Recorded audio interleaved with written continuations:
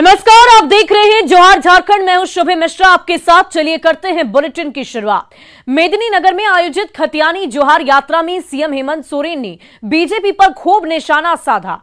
उन्होंने कहा कि बीजेपी गरीबों का शोषण करती है, पर जेएमएम सबके बारे में सोचती है।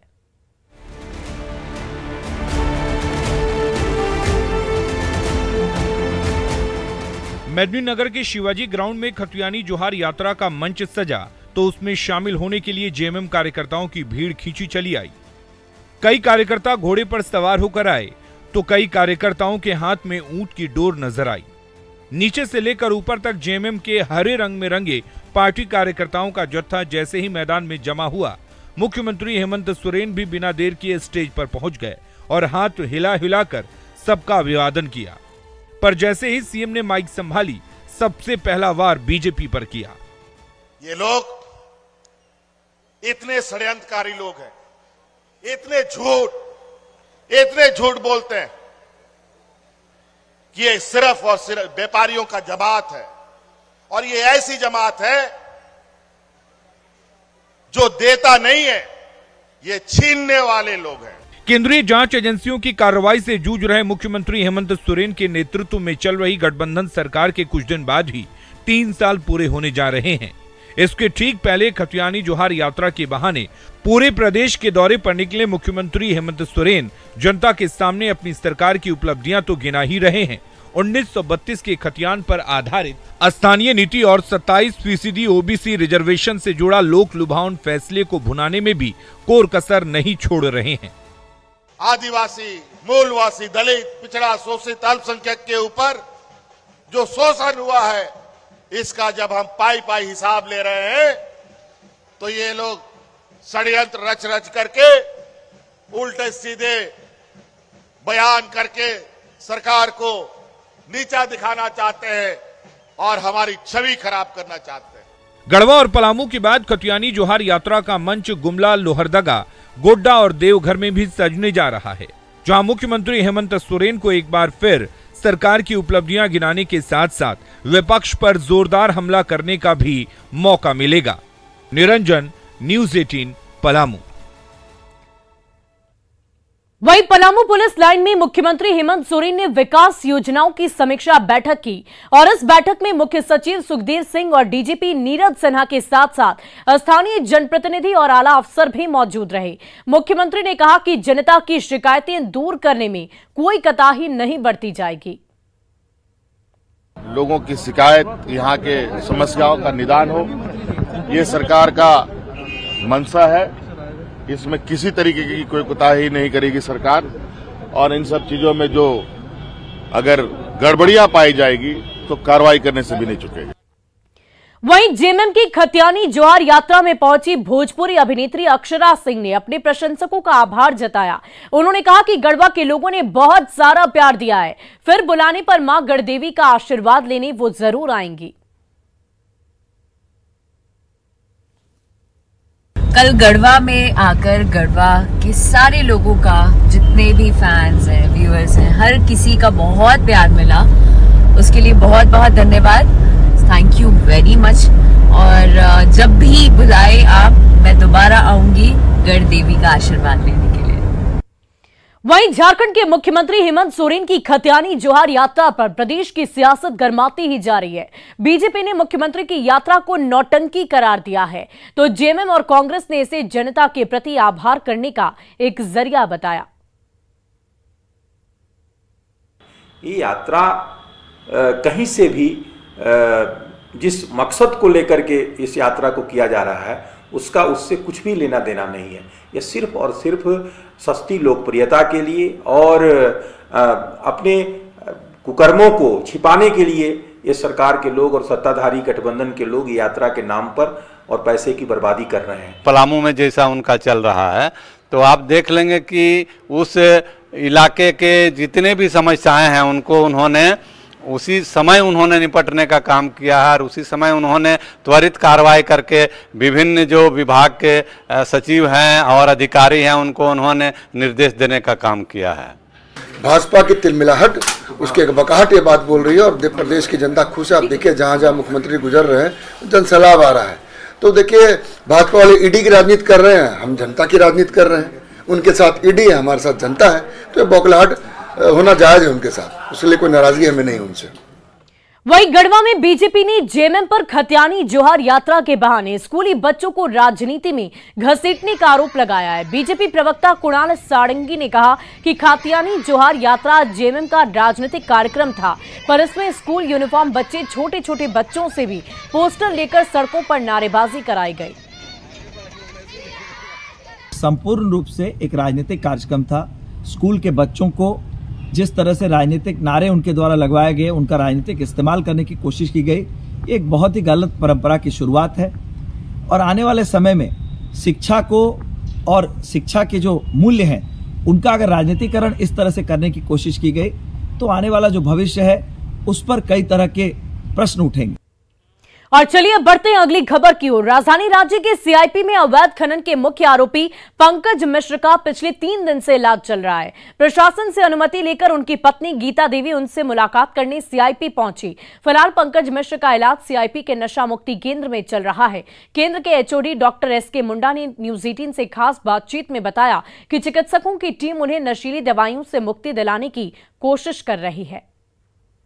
अवैध खनन मामले के मुख्य आरोपी पंकज मिश्रा की गिरफ्तारी के बाद उन्हें रिम्स इलाज के लिए लेकर गया था, जिसके बाद उन्हें सीआईपी के नशा मुक्ति केंद्र रेफर कर दिया गया। इस वक्त उनका इलाज सीआईपी में जारी है, जहां उनको इलाज कर रहे सबसे सीनियर डॉक्टर संजय मुंडा हमारे साथ मौजूद है। शुरुआती दिनों में थोड़ी ज्यादा तनाव में वो थे, अभी पहले से थोड़े स्थिर लग रहे हैं।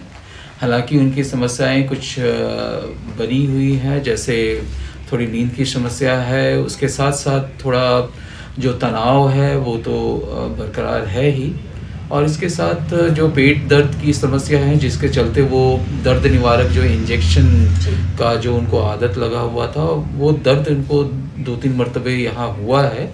लेकिन अच्छी बात है कि उन्हें जो ओपियाइड दर्द निवारक जो नशीली इंजेक्शन वो लेते थे उनकी ज़रूरत नहीं पड़ी है, और किन्हीं को उनसे ट्रीटिंग टीम के अलावा कोई और उनसे नहीं मिल सकता है। एक इशू हमारे यहाँ था कि ये है कि परिवार के लोग अगर मिलने आए तो क्या हो सकता है, तो ठीक है, परिवार के लोगों को ये हिदायत दी गई कि वो जेल से परमिशन ले करके आ सकते हैं और उसके बाद वो ट्रीटिंग टीम से मिल सकते हैं, लेकिन उनसे मिलने का होगा तो भी उनको परमिशन लेकर के ही आना होगा। अभी शुरुआती दौर पे उनको रिलैक्सेशन टेक्निक्स के सहारे में उनको शरीर और मन को कैसे थोड़ा रिलैक्स कर सके, शिथिल कर सके, उसकी कोशिश की जा रही है। साथ में स्लीप हाइजीन के जरिए उनको कैसे वो बेहतर नींद ले सके, तनाव की स्थिति में किस तरह से वो अपने शरीर और मन को आराम दे सके, इसकी कोशिश की जा रही है। मेडिकली लगभग कितना समय लगेगा उनको जेल शिफ्ट करने से पहले, आप लोग बता पाएंगे? ये अभी इस स्टेज पे कहना हमारे लिए मुश्किल होगा। कुछ अभी शुरुआती जो साइकोलॉजिकल असेसमेंट्स, उसके रिपोर्ट्स उसको शुरू करना अभी बाकी है, तो उसके बाद ही हम लोग पूरी तरह से निश्चित तौर पे कह पाएंगे। फिलहाल आरोपी पंकज मिश्रा जो है उनका डिटॉक्सिकेशन का प्रोसेस जारी है, जिसमें लगभग 2 हफ्ते लगेंगे फिलहाल यहाँ पर, और इसके बाद उन्हें जेल शिफ्ट किया जाता है या नहीं ये देखने वाली बात रहेगी। रूपाली त्रिपाठी, न्यूज 18, रांची। और रांची के श्री कृष्ण लोक प्रशासन संस्थान में झारखंड खाद्य आयोग का स्थापना दिवस मनाया गया। इस मौके पर विधानसभा अध्यक्ष रविन्द्रनाथ महतो ने बेहतर कार्य करने वाले अधिकारियों को सम्मानित करते हुए आयोग के कामकाज की सराहना की। साथ ही कहा कि सरकार की ओर से लाभुकों तक अन्न पहुंचाने में सिस्टम की एक बड़ी भूमिका है। आयोग के अध्यक्ष हिमांशु शेखर चौधरी ने कहा कि साल में एक बार कार्य समीक्षा करना और उसमें सुधार करना बेहद जरूरी है, इसलिए कार्य प्रणाली में सुधार लाना ही आयोग का लक्ष्य है। क्षमा यात्रा के साथ यह बात कर रहा हूं कि आप लोग, हमको लगता है कि इनके कार्यकाल का साल भर पूरा हो रहा है और इन्होंने इस कुर्सी में बैठने के साथ साथ इस काम को कैसे बेहतर ढंग से करें उसके लिए हमेशा चिंतित रहे हैं। और ये विषय उतना आसान विषय नहीं है, ये बहुत ही महत्वपूर्ण विषय है कि सरकार के द्वारा जब हम खाद्य कण में आत्मनिर्भर अपने आप को नहीं बना पाए हैं, ऐसे परिस्थिति में सरकार के द्वारा जो वितरित अन्न सामग्री है इसको वहां तक लाभुक तक पहुंचाने का जो दायित्व है ये अहम होता है। क्योंकि सिर्फ दंड दे देना पर्याप्त नहीं है, कार्य प्रणाली में सुधार करना ही आयोग का लक्ष्य है। इसलिए हम समय आने पर, जरूरत पड़ने पर हम कार्रवाई भी करते हैं, लेकिन कार्रवाई कर लेने मात्र से हमारे आयोग का मकसद पूरा नहीं हो जाता है। मकसद तब पूरा होगा जब खाद्य सुरक्षा अधिनियम के जितने प्रावधान हैं, मध्याह्न भोजन हो, जन वितरण प्रणाली हो, आंगनवाड़ी केंद्र हो, कुपोषण उपचार केंद्र हो, उन सब में जो भी जनता के लाभुक के अधिकार हैं वो अधिकार उनको मिलें, सरकार की योजनाएं अक्षरशः लागू हों, इसकी निगरानी करना ही आयोग की जिम्मेवारी है। इसी जिम्मेवारी के निर्वहन के तहत अधिकारियों को प्रशिक्षित भी किया जा रहा है और पुरस्कृत भी किया जा रहा है। और झारखंड के सूखा पीड़ित किसानों के लिए एक खुशखबरी है, क्योंकि सुखाड़ राहत योजना के तहत रजिस्टर्ड 8 लाख से ज्यादा किसानों के खाते में 29 दिसंबर को 3,500 रुपए जो पहुंचने जा रहे।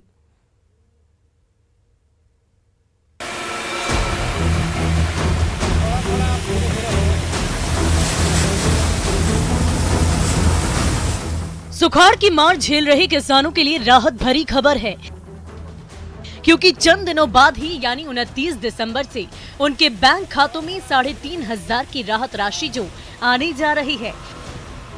सुखाड़ राहत योजना के तहत रजिस्ट्रेशन कराने वाली 8 लाख से ज्यादा किसानों को ये सरकारी मदद मिलनी जा रही है।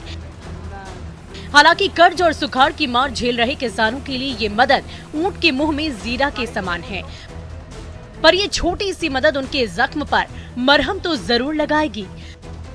मोटी हमको 7-8 लाख किसान अप्लाई किया है, तो अभी भी एप्लीकेशन प्रोसेस चल रहा है।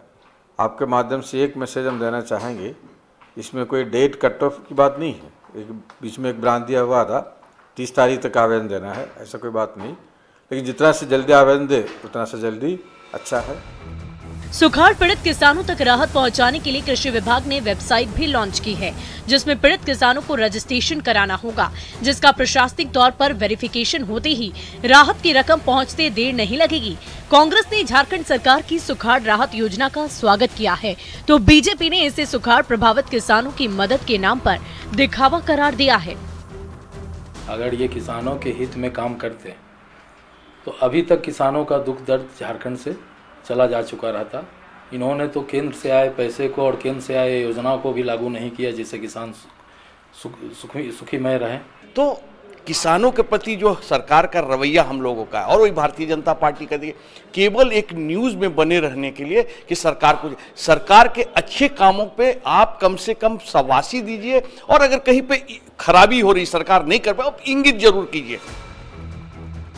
कई महीनों से सुखाड़ की मार झेल रहे किसानों तक अब जाकर मदद सरकारी पहुंचने जा रही है, पर वो भी महज 3,500 रुपए की। लेकिन ये छोटी सी मदद इन किसानों के लिए एक बड़ी उम्मीद लेकर जरूर आई है। अविनाश कुमार, न्यूज़ 18 रांची।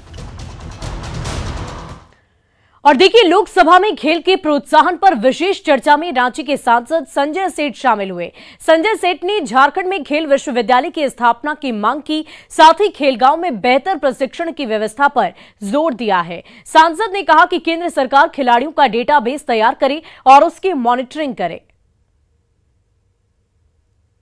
मेरा आग्रह है एक स्पोर्ट्स यूनिवर्सिटी रांची के अंदर, क्योंकि सैकड़ों करोड़ रुपए लगाकर वह खेलगांव बना, खेल के लिए, खेल के प्रशिक्षण के लिए उसका उपयोग होना चाहिए। तो देखें, और मेरा निवेदन है कि राष्ट्रीय अंतर्राष्ट्रीय पटल पर खेलने वाले खिलाड़ियों का डेटाबेस तैयार हो, भारत सरकार तैयार करे, उसकी मॉनिटरिंग करे और समय समय पर उनका हौसला। वहीं झारखंड सेंट्रल यूनिवर्सिटी के लिए जमीन देने वाले रैयतों ने मुआवजे और नौकरी के लिए फिर हंगामा मचाया। सीयूजे ने किसानों के हंगामे के लिए झारखंड सरकार को जिम्मेदार ठहराया है।